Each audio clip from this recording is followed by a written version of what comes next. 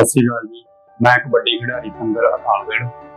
मेरे कबड्डी मैच दौरान गोडे के उपर सट लग गई सी, जिस विच मेरा ACL ते मेनिस्कस दोनों टीयर हो गए सीगे।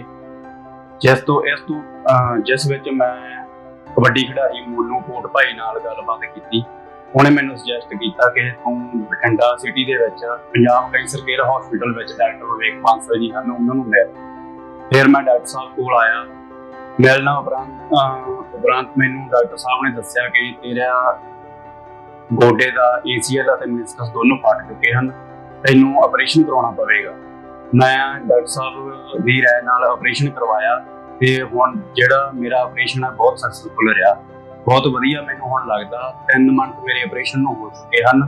जिन्नियां कबड्डी दीयां एक्टिविटीज़ ने सारियां मैं हुण कर लैना, रनिंग वगैरह सब एक्सरसाइज जिन्नियां लाउणा सारियां वधिया ला लैना।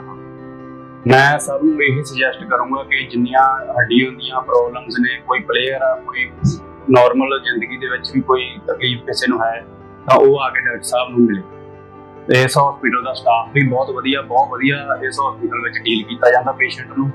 धन्नवाद जी।